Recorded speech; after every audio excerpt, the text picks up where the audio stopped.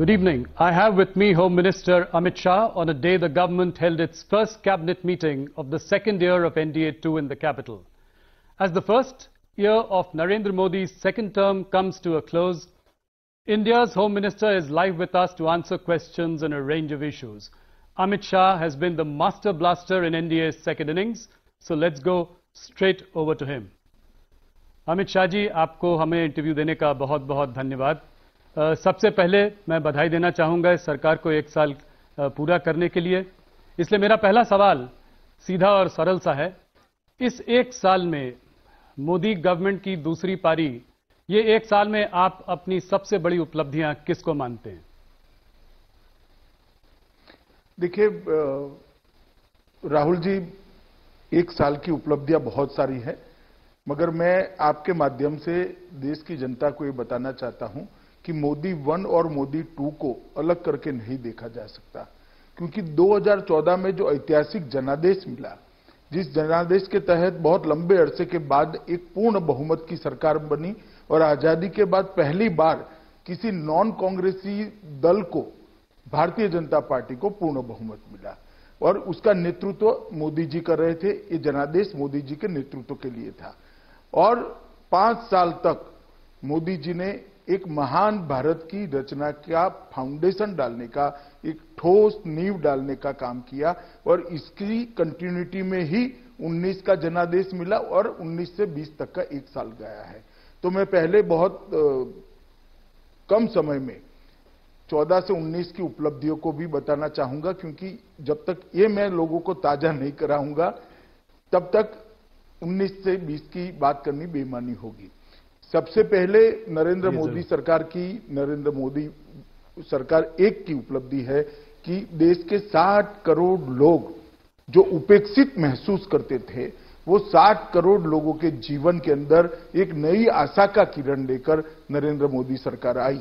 उस मायने में क्योंकि 60 करोड़ लोगों का पूरा जीवन अपना रोजी रोटी में ही चला जाता था, ना वो स्वप्न देख सकते थे, ना आगे की सोच सकते थे, ना अपनी पीढ़ी को आगे बढ़ाने के लिए सोच सकते थे।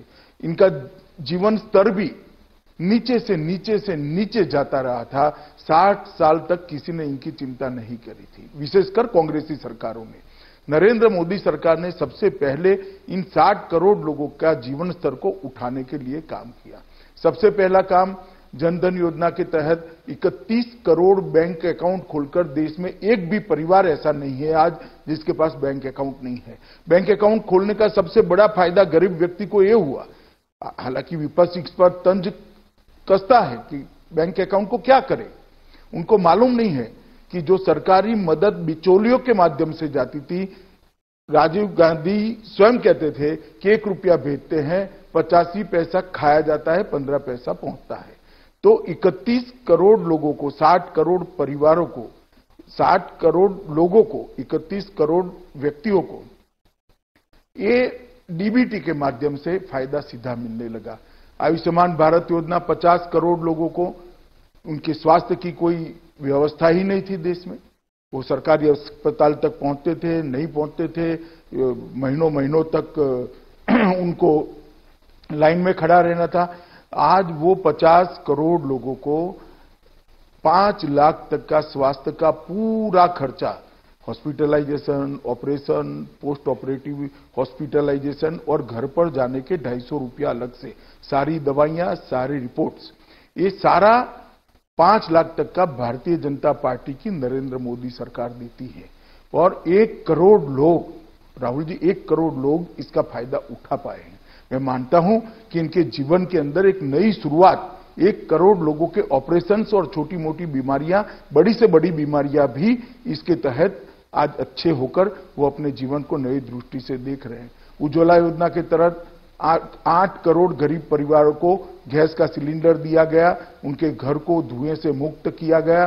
2.5 करोड़ लोगों के घर में जो अंधेरा था, बिजली कभी 60 साल के, 70 साल की आजादी तक देखी नहीं थी, वो 2.5 करोड़ लोगों के घर में बिजली के कनेक्शन भेजे गए। स्वच्छ भारत अभियान के तहत 10 करोड़ शौचालय बनाए गए। प्रधानमंत्री आवास योजना के तहत 2.5 करोड़ घर दिया और 5 करोड़ लोगों को घर देने का अलॉटमेंट कर दिया है, जिसकी प्रोसेस चल रही है। इसके साथ साथ देश की सुरक्षा, सीमाओं की सुरक्षा को भी मोदी वन में सुनिश्चित कर दिया गया। एयर स्ट्राइक और सर्जिकल स्ट्राइक ने सिद्ध कर दिया कि भारत की सीमाओं के साथ कोई छेड़खानी नहीं कर सकता।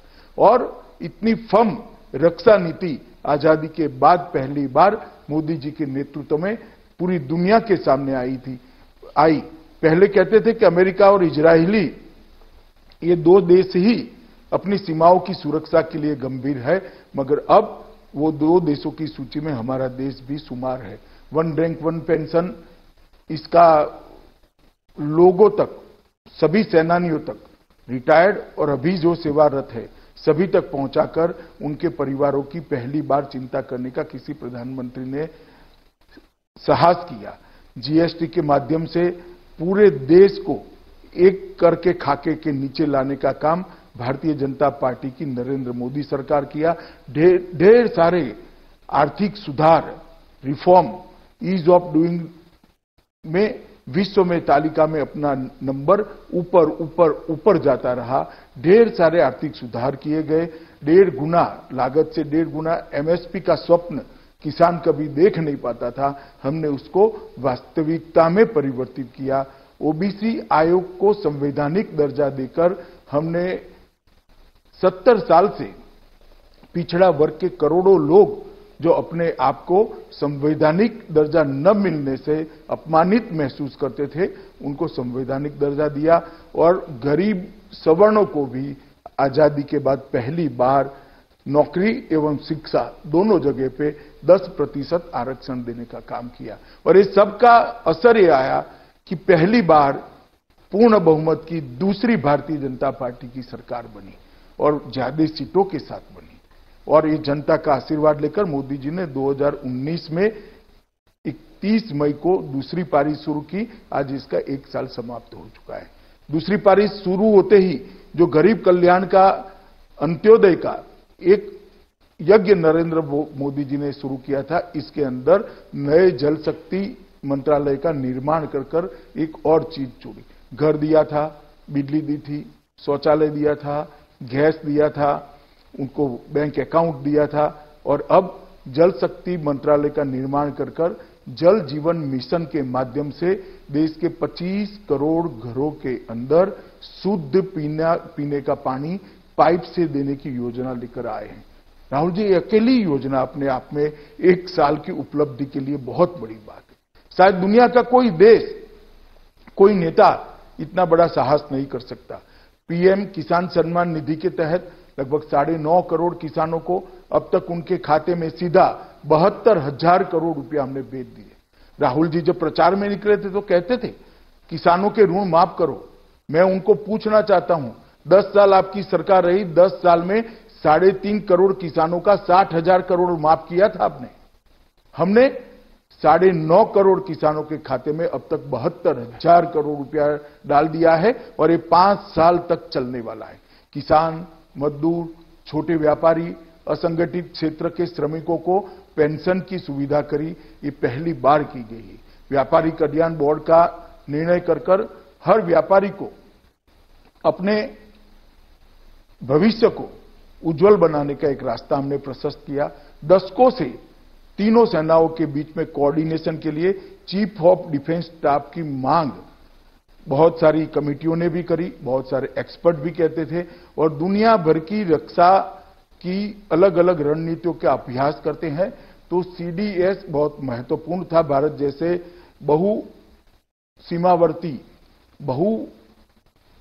सीमावर्ती देश के लिए वहां पर सीडीएस पद का नरसिप सृजन किया और सीडीएस को हमने लागू भी कर दिया। आज सीडीएस अपना काम कर रहे हैं।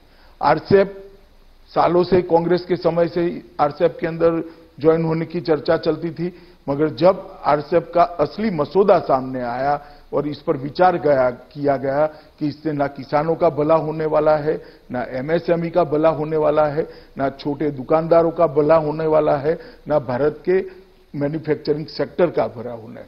एक बोल्ड डिसीजन लेते हुए, राजनीतिक इच्छा शक्ति का परिचय कराते हुए आरसेप को मोदी जी ने समाप्त कर दिया। हम नहीं ज्वाइन हुए और मैं मानता हूं कि बहुत बड़ा फैसला था।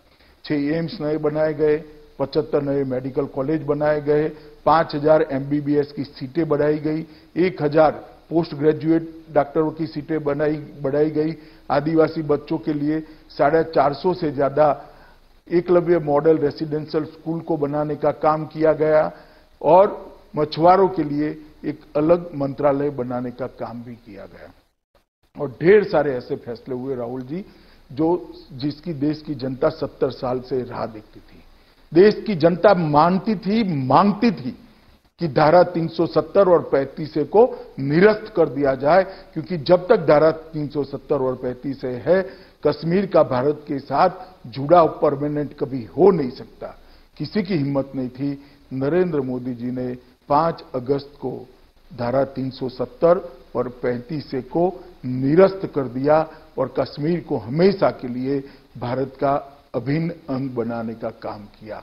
35 से हटने से पश्चिमी पाकिस्तानी शरणार्थी, छम वैली के निवासी, गोरखा सफाई कर्मचारी, महिलाओं, कश्मीरी महिलाओं को अब पूर्ण नागरिकता का अधिकार मिल गया है। इसके साथ हमने CAA भी लाया।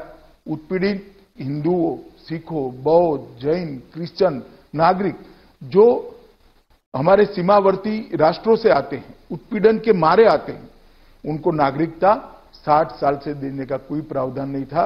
आज हमने उनको सम्मान देने का निर्णय किया।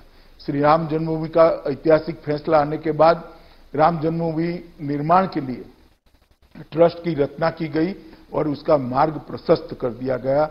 जो प्रश्न अंग्रेजों के समय से लटकता था, उसका भी निराकरण यही 1 साल में आया। गुरु नानक देव की 550वीं जयंती में करतारपुर साहिब कॉरिडोर की शुरुआत की। करोड़ों करोड़ों हिंदू और सिखों को करतारपुर साहिब में जाकर नानक देव जी की सेवा में मत्था टेकने के लिए एक व्यवस्था भारत सरकार ने बनाई। आर्म्स एक्ट के अंदर, SPG एक्ट के अंदर सुधार हुआ और CRPC, IPC की सुधार की प्रक्रिया भी शुरू करी। ढेर सारे काम 1 वर्ष के अंदर हुए हैं। इसके साथ आज ही देश दूसरे वर्ष की पहली कैबिनेट में आज बहुत सारी घोषणाएं हुई है। देश के किसान, देश के लघु और मध्यम उद्योग, रेहड़ी पटरी वालों के कल्याण के लिए बहुत सारे निर्णय लिए हैं। 14 फसलों पर 50 से 83% मुनाफा मिले, इस प्रकार की मिनिमम सपोर्ट प्राइस को हमने तय किया है।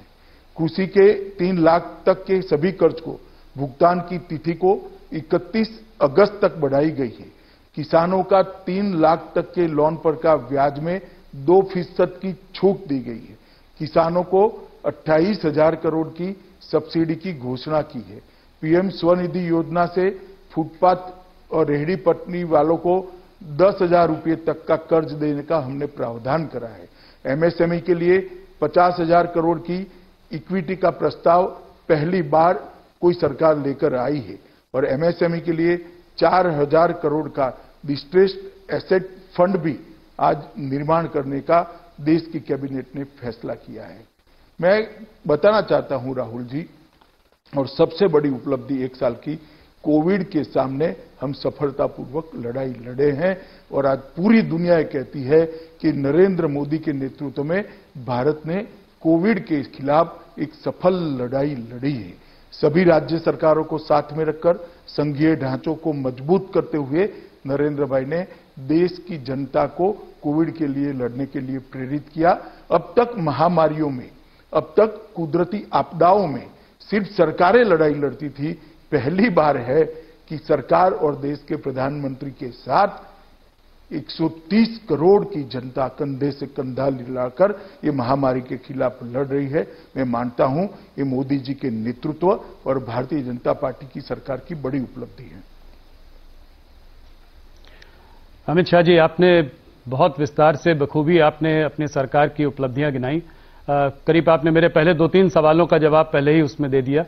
तो मैं सीधा कोरोना पे जाना चाहूंगा। मुझे लगता है कि ये बहुत बड़ी महामारी है जिससे पूरा देश जूझ रहा है। अनलॉक 1 से क्या उम्मीद करी जा सके? अगर देखा जाए तो अभी भी जो है कोरोना काफी तेजी से बढ़ रहा है। बड़े बड़े शहरों में, काफी सारे प्रदेशों में ये तेजी से बढ़ रहा है। मृतकों की संख्या ऊपर हो रही है और हम अनलॉक 1 की बात कर रहे हैं। तो इस अनलॉक 1 से सरकार से जनता क्या अपेक्षा रखे? देखिए, ऐसे आइसोलेशन में मुझे लगता है मैं जवाब दूंगा तो जनता को समझने के लिए थोड़ी तकलीफ आएगी। मैं आपको कोरोना के खिलाफ मोदी जी के नेतृत्व में जो रणनीति बनी और भाजपा सरकार लड़ी, इसके लिए थोड़ा डिटेल बात करना चाहता हूं। मोदी जी ने सबसे पहले जनता कर्फ्यू, घंटी बजाओ, दिया जलाओ और कोरोना वॉरियर का सम्मान कर कर देश की जनता को एक साथ जोड़ने का काम किया और पूरा देश एक राष्ट्र, एक जन, एक मन के सूत्र के हिसाब से कोरोना के खिलाफ लड़ा है। सभी राज्य सरकार इरिस्पेक्टिव ऑफ पॉलिटिकल पार्टी केंद्र सरकार के साथ मिलकर ये लड़ाई बहुत अच्छे तरीके से लड़ी है। और इसका परिणाम क्या निकला है? इसका परिणाम ये निकला है कि तुलनात्मक दृष्टि से विश्व के आंकड़ों को हम देखें तो हम काफी अच्छी स्थिति में हैं। मैं ये नहीं कहता हमारे यहां कोई तकलीफ नहीं हुई, मैं ये नहीं कहना चाहता हमारे यहां महामारी फैली नहीं है, हमारे यहां भी महामारी आई है, ये कुदरती आपदा है, परंतु विश्व के सापेक्ष में उसको देखना पड़ेगा, कंपेरेटिवली इसको देखना पड़ेगा। मैं आज आपको बताना चाहता हूं कि प्रति लाख आबादी भारत में 12.6 लोग कोरोना से प्रभावित है और विश्व की औसत, राहुल जी, 77.6 लोग हैं विश्व की औसत, इससे बहुत कम है। अमेरिका में प्रति लाख आबादी 542 लोग हैं, जर्मनी में प्रति लाख आबादी 217 लोग हैं और ब्राजील में प्रति लाख आबादी 195 लोग हैं। ये आंकड़े बताते हैं कहां 542 और कहां 1206, कहां 195, कहां 12.6, कहां 217, कहां 12.6। ये सारे विकसित देशों की तुलना में भी हम बहुत अच्छे से इसको कंटेन कर पाए हैं। ये वास्तविकता है और ये आंकड़े पूरे देश के पंडित स्वीकार करते हैं। देश में रिकवरी की दर 25 मार्च को 7.10% थी, अब रिकवरी की दर बढ़कर 42.7% हो गई। मैं कल के आंकड़े दे रहा हूं। फैटेलिटी रेट, मृत्यु का दर भारत का 2.8% है, विश्व का एवरेज 6.15% है और प्रति लाख जनसंख्या मृत्यु अमेरिका में 31.6 है, ब्राजील में 12.1 है, जर्मनी में 10.2 है, वैश्विक औसत 4.7 है और भारत 0.4 पर खड़ा है। ये बताता है कि हमने कोरोना के खिलाफ बहुत अच्छे से लड़ाई लड़ी है और ये सफलता तब मिली है जब मोदी जी ने सभी राज्य सरकारों को साथ में लिया, 130 करोड़ लोगों को साथ में लिया और हम आगे बढ़े। आप जब अनलॉक 1 की बात कर रहे हैं, मैं इतना ही कहना चाहता हूं कि अब सारे जिलों के अंदर स्वास्थ्य सुविधाएं ठीक ठाक कर ली गई है। वहां होमगार्ड से लेकर पुलिस से लेकर पंचायत के कर्मचारियों की ट्रेनिंग हो चुकी है और वहां स्वास्थ्य कर्मियों की भी ट्रेनिंग हो चुकी है, सारे प्रोटोकॉल्स तय हो चुके हैं, तब जाकर अनलॉक 1 में हम आगे बढ़ रहे हैं। ये जब तक इसका टीका या दवाई नहीं मिल सकती, ढूंढी नहीं जाती, तब तक ये महामारी के साथ जीने का पूरी दुनिया ने आदत डालनी पड़ेगी, भारत ने भी डालनी पड़ेगी। परंतु लॉकडाउन पीरियड का उपयोग करते हुए नरेंद्र मोदी जी के नेतृत्व में हमने सारी व्यवस्थाओं को चुस्त दुरुस्त करने के बाद अनलॉक 1 की दिशा में गए हैं। मुझे भरोसा है अनलॉक 1 के साथ मोदी जी ने जो आत्मनिर्भर भारत का नारा दिया है, इसके साथ भारत पोस्ट कोविड दुनिया के अंदर अपना स्थान और दैदीप्यमान जगह पर ले जाएगा, ऐसा मुझे पूरा भरोसा है। अमित शाह जी, एक चित्र जो इस पूरी महामारी में भारत से उभर कर आया है वो है माइग्रेंट लेबर का, प्रवासी मजदूर का। जगह जगह पर देखा गया है कि प्रवासी मजदूर जो है वो अपने घर से निकल पड़े हैं, बड़े शहरों को छोड़कर अपने गांव की ओर जा रहे हैं, पैदल चल रहे हैं और उनको बड़ी संकटों की जो है समस्या से निपटना पड़ा है। क्या आपको लगता है कि सरकार ने जब ये लॉकडाउन अनाउंस किया था तो कुछ जल्दीबाजी कर दी? कुछ दिन अगर रुक जाते, थोड़ा माइग्रेंट लेबर की भी बात सोचते, उनको पहले गांव भेज देते और उसके बाद लॉकडाउन लगाते, तो क्या वो ज्यादा ठीक रहता? देखिए, ऐसा कहना उचित नहीं है। अगर पहले इनको भेजने की व्यवस्था करते तो स्टैंपेड होने की पूरी संभावनाएं थी। गांवों में अभी स्वास्थ्य सेवाएं तैयार भी नहीं हुई थी, राज्य भी उनको लेने के लिए तैयार नहीं हुए थे। उस वक्त हमारी क्वारंटाइन करने की व्यवस्था भी ठीक नहीं थी और टेस्टिंग व्यवस्था भी अभी बन रही थी हमारे देश की, और ये सारा 2 महीने के अंदर हमने तैयार किया। और मैं जहां तक प्रवासी मजदूरों का सवाल है आपको कहना चाहता हूं, जिस दिन से लॉकडाउन आया राज्य सरकारों ने कैंप लगाए हैं, उनकी भोजन की व्यवस्था करी है और केंद्र सरकार ने 11,000 करोड़ रुपया एसडीआरएफ फंड के तहत, एनडीआरएफ फंड के तहत राज्यों को दिया है, जिसके माध्यम से कलेक्टर एक कैंप लगाकर सभी प्रवासी मजदूरों को भोजन करा सकें। और 1 मई से हमने ट्रेनें भी शुरू कर दी। उसके पहले 20 अप्रैल से बस सेवा शुरू करी और बस सेवा के माध्यम से लगभग 41 लाख श्रमिक आसपास के राज्यों में भेजे। जैसे गुजरात से राजस्थान जाना है, महाराष्ट्र से गुजरात जाना है, आंध्र से तेलंगाना जाना है, तेलंगाना से केरल जाना है, कर्नाटक से केरल जाना है। इस प्रकार के नजदीक के राज्यों के अंदर जो श्रमिक प्रवासी मजदूर जाना चाहते थे, उनको बसों के माध्यम से लगभग 41 लाख लोगों को पहुंचाया गया और सारे के सारे श्रमिक 41 लाख श्रमिक सरकारी खर्चे से पहुंचे हैं। 1 मई से श्रमिक ट्रेन चालू कर दी गई। लगभग 4,100 से ज्यादा श्रमिक ट्रेन अब तक चल चुकी है और 55 लाख 55 लाख श्रमिक मजदूर अपने गंतव्य स्थान पर पहुंचे हैं। मैं स्वीकार करता हूं कई लोगों को तकलीफ पड़ी है, उनके लिए हमारी भी संवेदना है, देश के प्रधानमंत्री की भी संवेदना है, सभी राज्य के मुख्यमंत्री भी द्रवित, परंतु ऐसा नहीं है कि व्यवस्था नहीं हुई है। कुछ लोग धैर्य खो बैठे और रोड पर चलना शुरू कर दिए। तब भी हम मूक दर्शक नहीं बने, हमने रोड पर बसें चलाई और बसों के माध्यम से लाइन पर के किसी रेलवे स्टेशन पर उनको पहुंचाया गया और रेलवे से उनके गांव तक पहुंचाने की व्यवस्था करी गई। फिर भी कई लोग रोड पर गए हैं। मैं इतना ही कहना चाहता हूं कि जो लोग सरकारी व्यवस्था से ट्रेनों के माध्यम से गए, इनके किराए का भी मुद्दा उठाया जाता है। मैं आज स्पष्ट करना चाहता हूं आपके कार्यक्रम के माध्यम से, सबका किराया राज्य सरकारों ने उठाया है 15%, खर्चे का 85% रेलवे ने उठाया है, भारत सरकार ने उठाया है। सबको रेलवे ने लगभग 1.25 करोड़ लोगों को मुफ्त भोजन दिया है, 2.5 करोड़ पानी की बोतल वितरित की गई है। उनके गृह राज्य के अंदर पहुंचने के बाद उनको बसों में बिठाकर क्वारंटाइन सेंटर पर पहुंचाया गया और मुझे लगता है कि क्वारंटाइन करने के बाद उनको भी लगा कि नहीं, ये व्यवस्था ठीक है।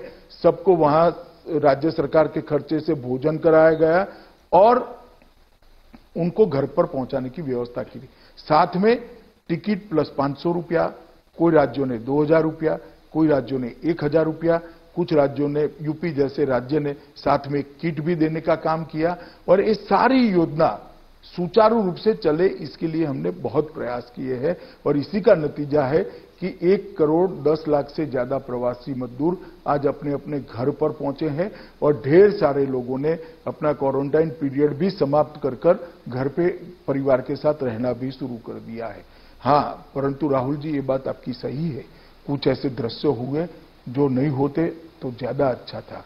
कई राज्यों ने रिक्शाएं करी माइक वाली और उनकी बस्तियों में घुमाया कि कोई जल्दबाजी न करे, परंतु फिर भी कुछ लोग रोड पर निकल गए हैं और ऐसे दृश्य बने हैं। 5-6 दिन तक ये चला।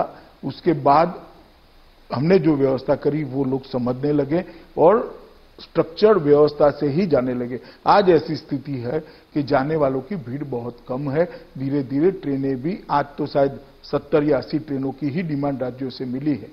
आज भी केंद्र सरकार ट्रेन देने के लिए तैयार है, मगर अब ट्रेनों की डिमांड कम हुई। तो प्रवासी मजदूरों के लिए ढेर सारी चीजें हमने करी है, मगर कुछ लोग जिनको नुक्स ही निकालना है, उनको तो क्या कह सकते हैं। राहुल, इतना ही कहना चाहता हूं। राहुल गांधी जी ने कुछ हो सकता। अमित शाह जी, राहुल गांधी जी ने कुछ बड़े इकोनॉमिस्ट से सलाह की है, बातचीत की है, रघुराम राजन जी से बातचीत की है। उन्होंने अभिजीत बैनर्जी से बात करके ये कहा कि ये पैसा जो है माइग्रेंट लेबर को सीधा देना चाहिए था।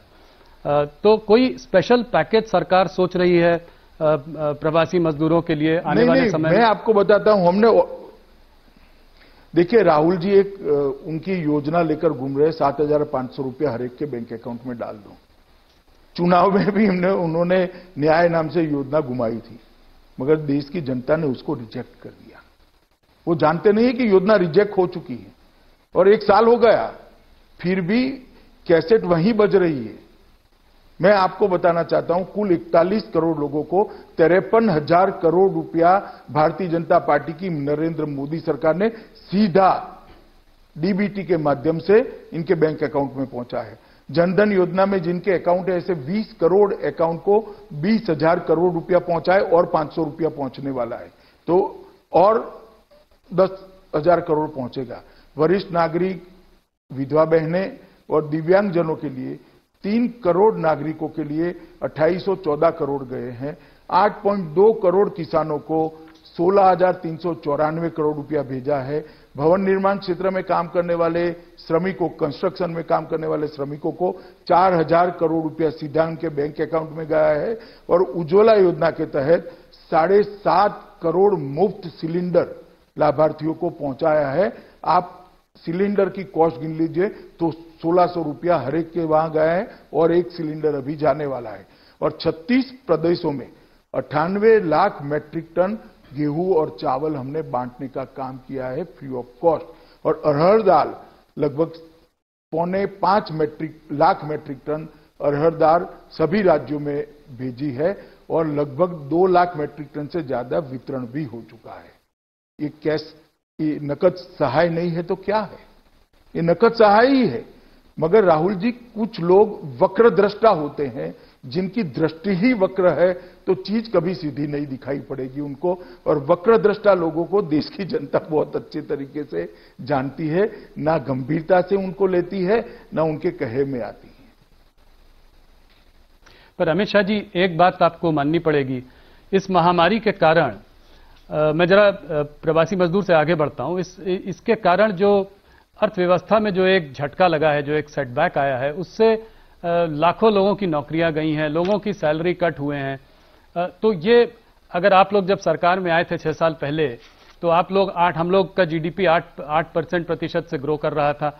आज जो है, आप किसी का भी आंकड़े ले लें, नोम्यूरा के ले लीजिए, गोल्डमैन सैक्स के ले लीजिए, अपने स्टेट बैंक ऑफ इंडिया का भी ले लें, तो सब कह रहे हैं कि -5% जीडीपी जो है साल भर में देखने को मिलेगा।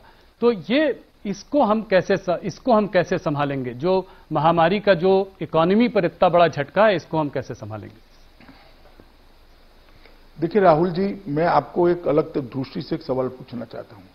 दुनिया में आप ऐसा कोई देश निकाल सकते हैं जिसके अर्थतंत्र पर असर नहीं पड़ेगी? ये वैश्विक महामारी है, दुनिया भर के अर्थतंत्र पर असर पड़ने वाली है, भारत के अर्थतंत्र पर भी असर पड़ेगी। तो क्या करें हम? रोना रोए इसका या इसके खिलाफ लड़े? मोदी जी ने इसके खिलाफ लड़ने का फैसला किया है और हिम्मत के साथ देश की जनता का आह्वान किया है कि अर्थतंत्र को भी हम गति देंगे। ढेर सारे रिफॉर्म्स किए गए हैं, 20 लाख करोड़ रुपए का पैकेज दिया गया है और मुझे भरोसा है देश की युवा शक्ति, श्रम शक्ति, संकल्प शक्ति और मोदी जी के नेतृत्व की ताकत पर कि ये देश आत्मविश्वास से भरपूर जगमग होकर आत्मनिर्भर बनकर एक चतुसूत्री आत्मनिर्भरता को हम वास्तविकता में बदल कर रहेंगे। और आप देखिएगा कि पोस्ट कोविड दुनिया के अंदर भारत का स्थान प्री कोविड दुनिया में जो था, इससे और अच्छा बनेगा, इसका मुझे तो कम से कम भरोसा है।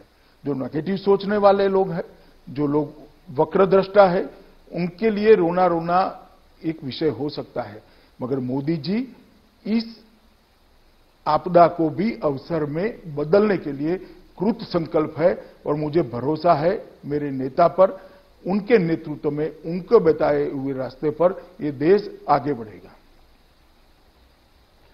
अमित शाह जी, थोड़ा सा आत्मनिर्भर भारत पर जो प्रधानमंत्री ने जो बात की है, उस पर जरा आपसे थोड़ा जानना चाहूंगा। जो बात हो रही है वोकल फॉर लोकल, तो इसको आप कैसे समझाएंगे हमारे दर्शकों को? लोगों का यह भी मानना है कि कहीं ऐसा तो नहीं कि हम लोग आइसोलेशनिस्ट होते जा रहे हैं, इंडिया वर्ल्ड से डीकपल हो जाएगा क्योंकि हम लोग बात कर रहे हैं कि जो इंडिया में बने सामान उसी को आप कंज्यूम करें, उसी को लें, और कहीं जो हमने 1991 में एक लिबरलाइजेशन की पॉलिसी चालू की थी जिससे इंडिया को हम देश के संग जोड़ना चाह रहे थे, ग्लोबलाइजेशन की एक बात थी, कहीं इससे हम पीछे तो नहीं जा रहे हैं? इसको आप कैसे समझाएंगे? देखिए, जरा भी पीछे नहीं जाएंगे। 130 करोड़ की आबादी हमारी शक्ति है। क्या हमारे अर्थतंत्र को मजबूत करने के लिए इसका उपयोग नहीं करना चाहिए? मैं तो अपील करना चाहता हूं हर भारतीय को कि एक निश्चय कर लीजिए कि हर भारतीय भारत में बनी हुई चीजों का ही उपयोग करेगा। कहीं पर भी इससे भारत में निवेश कम होने की संभावना नहीं है, निवेश बढ़ेगा और ये हमारा अधिकार है भी। 130 करोड़ की जनता अगर तय करती है कि आज से हम विदेशी चीजों का उपयोग नहीं करेंगे, तो मैं मानता हूं कि भारत की इकोनॉमी को एक बहुत बड़ा जंप मिलने वाला है और भारत के अंदर उत्पादन का सबसे बड़ा हब दुनिया में भारत बनेगा। और मुझे भरोसा है कि इससे हमारी इकोनॉमी कभी भी वीक नहीं हो सकती, ना हम आइसोलेशन में आ सकते हैं, क्योंकि पूरी दुनिया को भारत के 130 करोड़ के मार्केट की जरूरत है।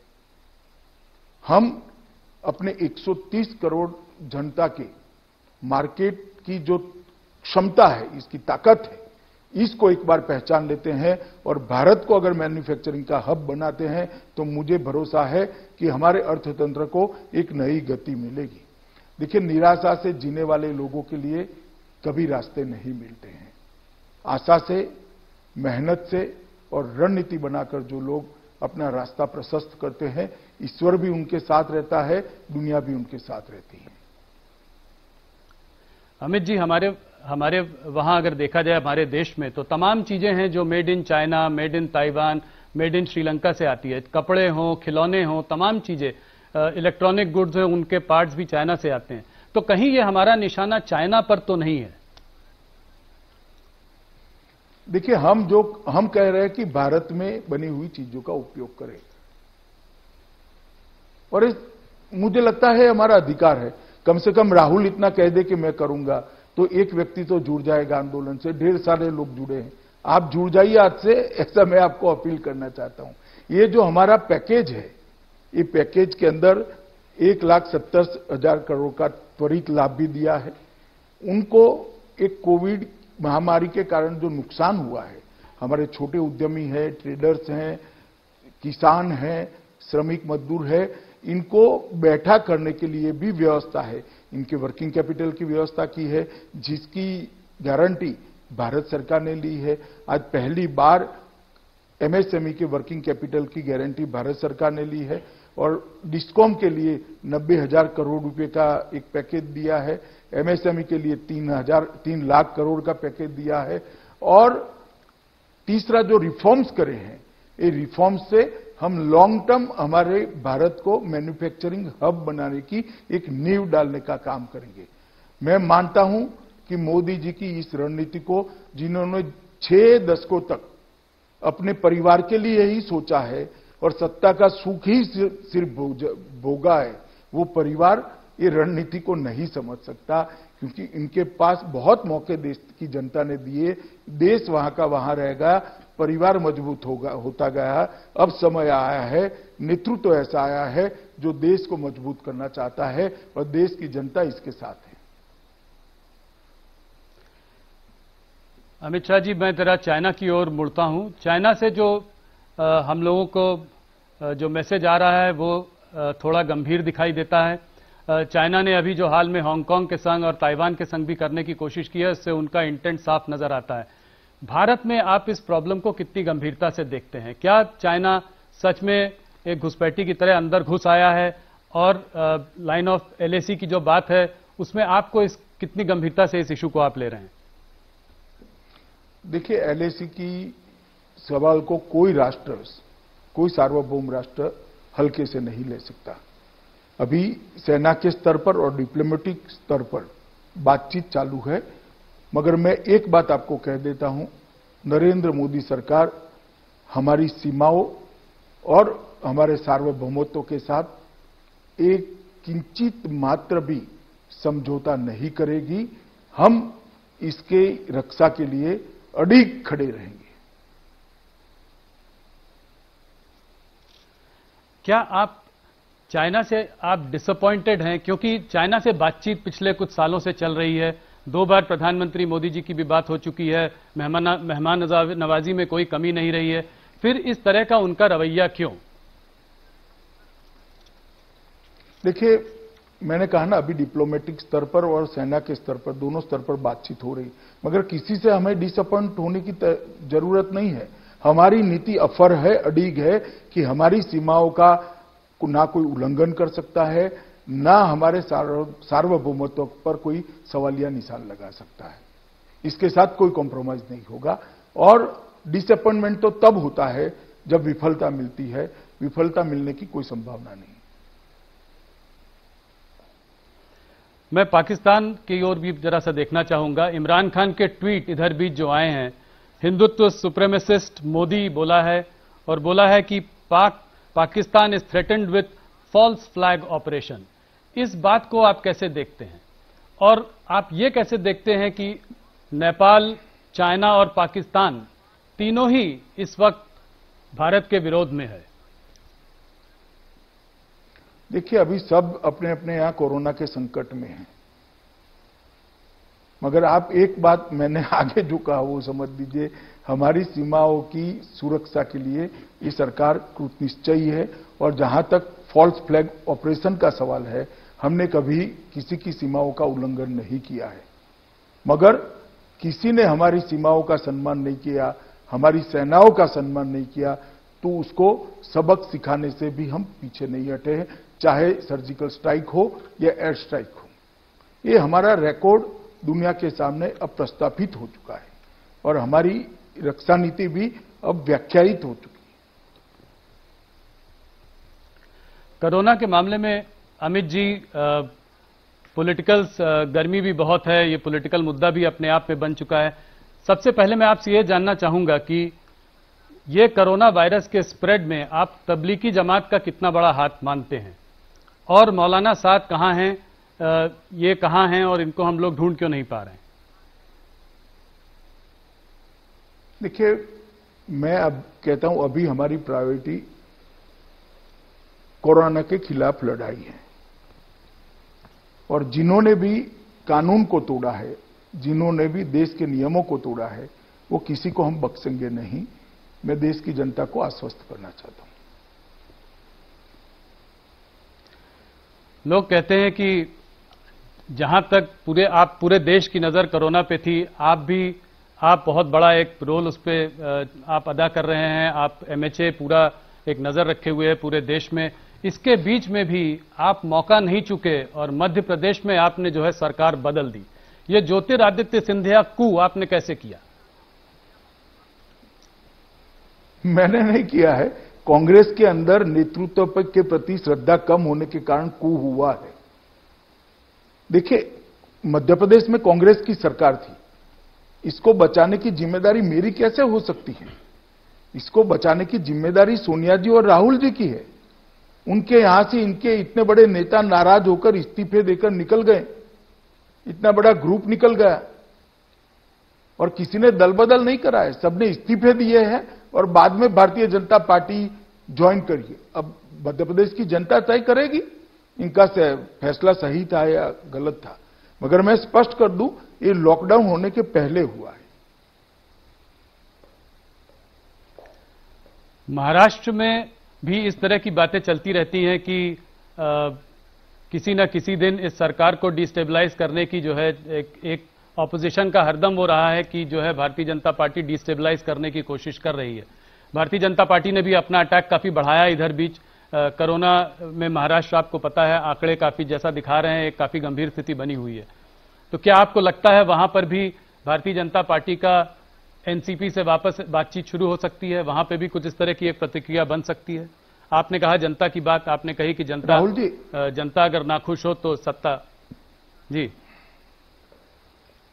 राहुल जी, आप एक इतने अनुभवी जर्नलिस्ट है, मुझे एक बात बताइए जब तक ये 3 घटक दल है महाराष्ट्र सरकार के अपने आप में और एक दूसरे के प्रति इनका भरोसा अक्षुण्ण है, सरकार कैसे टूट सकती है? और उनका भरोसा हम तो तोड़ नहीं सकते। जो सरकार में बैठे हैं वही अगर सरकार से नाराज होकर बाहर निकलेंगे तो क्या हो सकता है? कोई नहीं बचा सकता। हमने कभी ऐसा प्रयास नहीं किया कि कहीं पर भी अस्थिरता आए, और विशेषकर तब जब कोरोना की लड़ाई चल रही है। नारायण राणे जी ने भी बीच में बात प्रेसिडेंट्स रूल की थी, तो इससे इस बात को और गर्मी मिल गई। नहीं, वो बयान तो दे ही सकते हैं, वो सांसद हैं, तो बयान देने में उनको कौन रोक सकता है? उनका भी वाणी स्वतंत्रता का अधिकार है। मगर केंद्र सरकार हर मोर्चे पर महाराष्ट्र सरकार के साथ खड़ी रही है कोविड की लड़ाई में। मैं आता हूं वेस्ट बंगाल की ओर। वेस्ट बंगाल में ममता बनर्जी पिछले काफी महीनों देखा गया है कि वो कोई भी केंद्र पर एक अटैक करने में चूकती नहीं है। आपके ऊपर तो खास करके ये तक कहा है कि अमित शाह जी खुद ही क्यों नहीं बंगाल की सरकार चला लेते हैं। एक तानाशाही का माहौल बना हुआ है और जो है जो चाहते हैं बिना किसी से पूछे राहुल मुझे सुन लो, पहले एक बात का जवाब दे दूं। मैं तो नहीं चला सकता। जी मैं सांसद हूं, बंगाल में जाकर मैं सरकार नहीं चला सकता, मगर इनकी इच्छा भारतीय जनता पार्टी वहां सरकार चलाए वो बंगाल की जनता बहुत जल्द पूरी करने वाली है। चुनाव होने दीजिए, भारतीय जनता पार्टी वहां पूर्ण बहुमत के साथ सरकार बनाएगी। जिस प्रकार की अव्यवस्था वहां फैली है, बंगाल की जनता परिवर्तन चाहती है, तो उन्होंने ठीक ही कहा है कि भारतीय जनता पार्टी सरकार चला ले। उनकी मनसा बंगाल की जनता जल्दी पूरी कर दे। बीच में अभी कोरोना वायरस को लेकर भी उन्होंने कहा, जो ट्रेन जा रही थी माइग्रेंट्स को लेकर, उन्होंने कहा कि ये एक पॉलिटिकल कंस्पिरेसी है। उन्होंने कहा कि ये जो है क्या कहते हैं, कोरोना एक्सप्रेस बोला उसको। तो इस सब को आप कैसे देखते हैं? ये वेस्ट बंगाल से सेंटर की जो लड़ाई है ये बढ़ती ही जा रही है या दरार जो है और गहरी होती जा रही है? हमारी कोई लड़ाई नहीं है, मैं स्पष्ट कर दूं। यूपी के अंदर 1200 से ज्यादा ट्रेनें गई, बिहार के अंदर लगभग 1000 ट्रेनें गई हैं, बंगाल के अंदर 100 ट्रेन भी नहीं गई। और कोई बंगाली अपने राज्य के अंदर वापिस जाना चाहता है और उसको कोरोना एक्सप्रेस का नाम देना, क्या वो बंगाली का अधिकार नहीं है अपने घर वापिस जाने का? मैं आपकी चैनल के माध्यम से ममता दीदी को पूछना चाहता हूं, क्या गुनाह है वो बंगाली नागरिक का जो कहीं तमिलनाडु में बैठा है, गुजरात में बैठा है, महाराष्ट्र में बैठा है, वो अपने परिवार के साथ इस संकट के समय रहना चाहता है, तो उनको वापिस न भेजे केंद्र सरकार? और सब राज्यों ने अपने अपने प्रवासी मजदूरों को लिया है, सिर्फ बंगाल में नहीं गए, सबसे कम बंगाल ने लिया है। आज भी ट्रेनें नहीं ले रही। और मैं मानता हूं कि बंगाल की जनता ये वाक्य को चुनाव में ढंग से याद रखेगी कि जो बंगाली आ रहे हैं उनको आपने कोरोना एक्सप्रेस का नाम दिया है।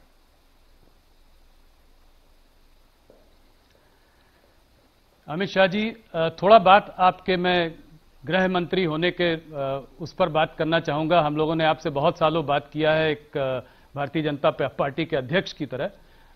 जब इस सरकार की दूसरी पारी शुरुआत हुई थी तो आपने धुरंधर बल्लेबाजी की। शुरू में आप छाए हुए थे, आप चारों तरफ आप कश्मीर का मुद्दा लेके आए, ट्रिपल तलाक हुआ, राम मंदिर का फैसला आया, सीएए, तमाम ये सब चीजें हुई। मैं कश्मीर पर जरा सा आपसे पहला सवाल करना चाहता हूं। क्या आपको संतोष है कश्मीर में जो हुआ, जो आप चाह रहे थे वो कर पाए? आज भी मैं देख रहा था कि टीआरएफ टेरर ग्रुप ने कहा है कि वो आउटसाइडर्स को वहां पर एकदम जो है आने नहीं देंगे। और मुझे ये भी याद है कि मुझे आपने एक बार झारखंड का जब चुनाव चल रहा था तब मैं आपसे मिलने आया था वहां पे, तो आपने मुझसे कहा था जिसको जाकर वहां रहना है जाके हर कश्मीरी आराम से रह सकता है और ये मेरा वादा है और मेरा दावा है कि उसको कुछ नहीं होगा। तो इसको आप कैसे देखते हैं? आज कश्मीर की हालत कैसी है? कश्मीर की हालत एकदम ठीक है। 2014 से लेकर 2020 तक और 370 निरस्त करने के बाद भी आतंकवाद के आंकड़े देखिए, 90 से आज तक सबसे कम आतंकवाद के आंकड़े हैं। और इसके पहले भी श्री राजनाथ सिंह जी जब गृह मंत्री थे, कश्मीर के अंदर भारत सरकार ने अपना बहुत अच्छा परफॉर्मेंस किया था और आतंकवाद को कंट्रोल में लिया था, और आज भी है। मैं कश्मीर की जनता को भी आश्वस्त करना चाहता हूं कि उग्रवाद से, आतंकवाद से कश्मीरी बच्चों को मुक्ति दिलाने का काम नरेंद्र मोदी सरकार ही कर सकती है। अमित शाह जी, सीएए पे थोड़ी सी बात करना चाहूंगा। सीए लाने के बाद तमाम प्रोटेस्ट हुए, देश भर में प्रोटेस्ट हुए, दिल्ली में तो बहुत बड़े दंगे भी हुए, काफी लोग मारे भी गए। इसको आप कैसे देखते हैं? क्या सरकार की तरफ से कोई कमी रह गई कम्युनिकेट करने में कि आप क्या करना चाह रहे थे, या आप इसको कोई साजिश के उस पर देखते हैं कि कोई एक साजिश थी कि इसको डिरेल किया जाए? देखिए, इसको जानबूझकर लोगों के बीच में भ्रांति पैदा कर दी गई कि सीएए से इस देश के मुसलमानों की नागरिकता जाने वाली है। मैं आज भी आपके चैनल के माध्यम से देश भर के मुसलमान भाइयों बहनों को कहना चाहता हूं कि सीएए के अंदर एक भी प्रोविजन ऐसा नहीं है जो किसी की भी नागरिकता ले ले।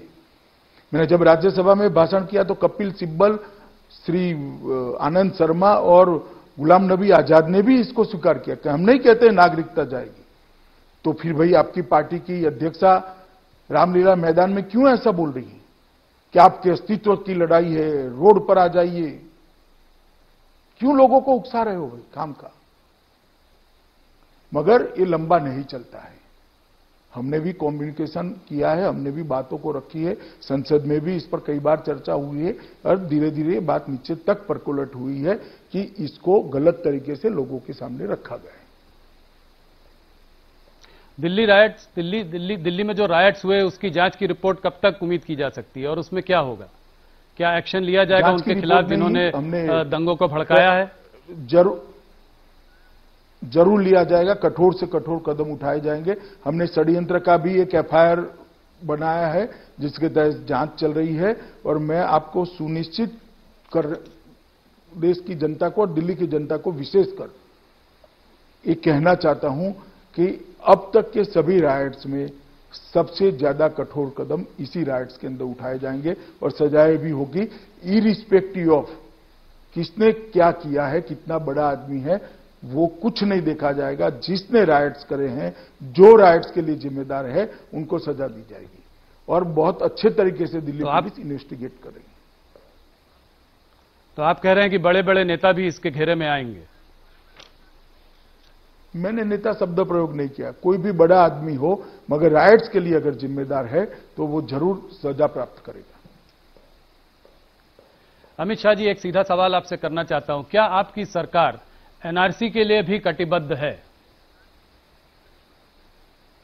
देखिए, मैंने सीए के वक्त प्रेस कॉन्फ्रेंस कर कहा था कि अभी सीए लेकर आए हैं, एनआरसी जब लाएंगे तब इस पर चर्चा करेंगे, और अभी सीए के लिए जो भ्रांति फैलाई गई है उसको हम ढंग से इस देश की माइनॉरिटी को बताना चाहते हैं। क्या आपको लगता है कि आपने पहले 6 महीने में इस सरकार के एक के बाद एक इतने सारे कदम उठाए कि शायद ये सब साथ में देखा जाए तो हो सकता है कि माइनॉरिटी कम्युनिटी को थोड़ा सा लगा हो कि इसमें कुछ खतरा लगा हो और कम्युनिकेशन उतना अच्छा न हो पाया हो? क्या आप इस बात से सहमत हैं? देखिए, ये सारे फैसले 70 साल पहले लेने जैसे थे। बहुत देर हो चुकी थी और मैं मानता हूं उचित समय पर ये निर्णय लिया गया है। अमित शाह जी, हमारे दर्शक ये भी जानना चाहेंगे कि आपकी पाकिस्तान ऑक्यूपाइड कश्मीर पर क्या प्रतिक्रिया रहेगी। अब वहां के शहरों का, मौसम का जानकारी भी हमने देनी शुरू कर दी है दूरदर्शन में, तो अगला स्टेप क्या होगा? देखिए, मेरे समेत, राहुल के समेत, मतलब आपके समेत सभी लोग मानते हैं कि पाक ऑक्यूपाइड कश्मीर भारत का है, और मैंने पार्लियामेंट में भी कहा है कि पाक ऑक्यूपाइड कश्मीर भारत का हिस्सा है और इसमें हम कोई कॉम्प्रोमाइज नहीं करेंगे।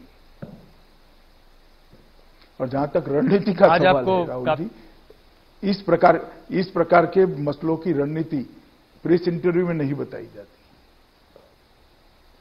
नहीं, रणनीति मत बताइए, जानना ये चाह रहे थे कि आपका कमिटमेंट मैंने कहा ना, भारत का हिस्सा है कश्मीर क्यों? जी, हमारा कमिटमेंट ही है कि ये भारत का हिस्सा है। मैंने आपको बहुत बार इंटरव्यू किया है पहले, आज काफी दिनों बाद इंटरव्यू कर रहा हूं। 1 साल आपने गृहमंत्री की तरह बिताया है। एक मेरा ऑब्जर्वेशन है, मुझे लगता है कि अमित शाह अब थोड़ा मेलो डाउन हो गए हैं। जब आप अध्यक्ष थे तो आप ज्यादा अग्रेसिवली जो है हर मुद्दे पर बात करते थे। आज की बातचीत से लग रहा है कि थोड़ा समझ बूझकर और संभाल के जवाब दे रहे हैं आप। ऐसी बात है कि अभी करोड़ों लोग कोरोना महामारी से दुखी है, पीड़ित है, सबको तकलीफ पड़ी है। जो ग्रसित है उसको भी पड़ी है, जो कोरोना से ग्रसित नहीं है उसको भी पड़ी है। और मैं इनकी संवेदनाओं के साथ हूं। और मैं आज आपको जो जवाब दे रहा हूं वो करोड़ों भारतवासियों की तकलीफों को मेरे जहन में रखते हुए, मेरे मन में, दिल में रखते हुए आपके साथ बात कर रहा हूं राहुल जी। और मुझे लगता है कि अगर इतनी संवेदना मुझ में नहीं है तो व्यक्ति नाते, मानवीय नाते मेरी भूमिका ठीक नहीं है। अमित शाह जी, आपने हमको इतना समय दिया, हमारे सारे सवालों का जवाब दिया, इसके लिए बहुत बहुत धन्यवाद। आप भी अपनी सेहत का ख्याल रखिए, सुरक्षित रहिए। बहुत बहुत धन्यवाद। नमस्कार। नमस्कार।